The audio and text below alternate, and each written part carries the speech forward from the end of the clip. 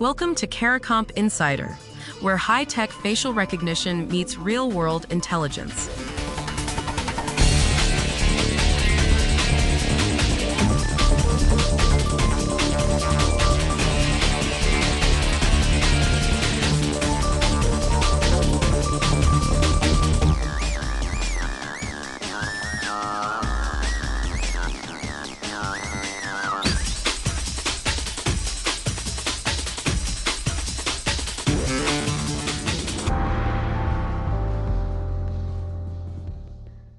A court looked at fake explicit images of teenagers and decided no crime had happened. The reason? The fakes weren't good enough. A South Korean judge ruled that because the manipulated photos were obviously fake, they didn't count as illegal material. Let me say that again, because it sounds backwards. A man bought doctored nude images of underage idols. The court let him walk, partly because the editing was sloppy enough to spot. If you've ever posted a photo of your kid or your own face online, this one lands close to home.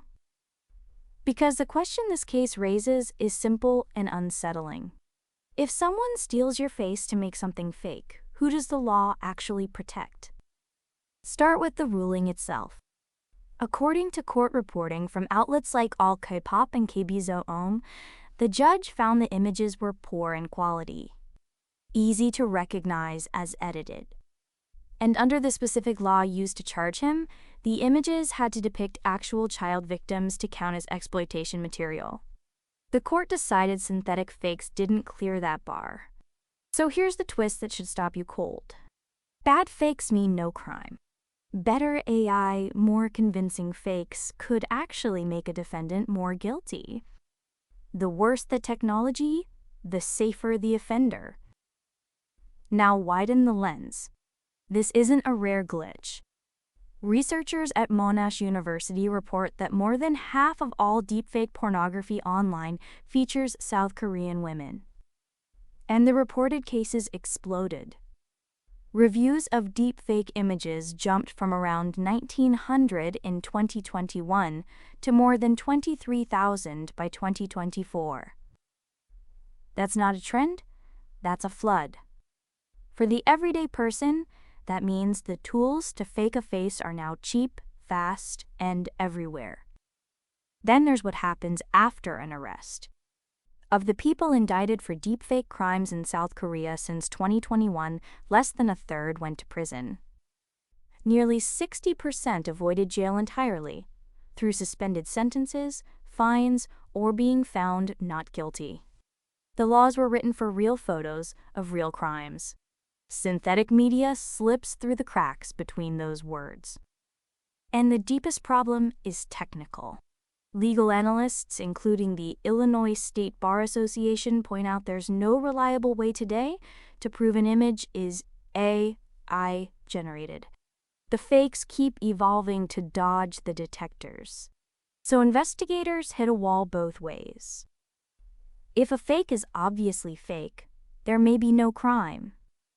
If it's convincing, proving AI made it needs forensic tools courts haven't agreed on yet. That changes how cases get built. Metadata and source tracking now matter as much as the image. For the rest of us, it means the next disturbing image you see might never get answered for.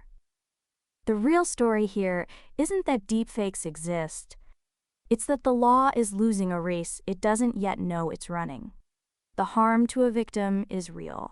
But the system keeps asking the wrong question. Is it a good enough fake instead of the obvious one?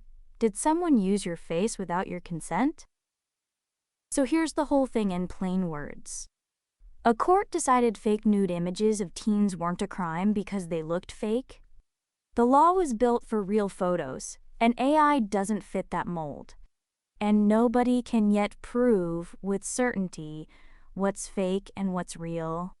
Whether you're an investigator building a case or just a parent posting a birthday photo, this decides one thing: whose face the law is willing to protect.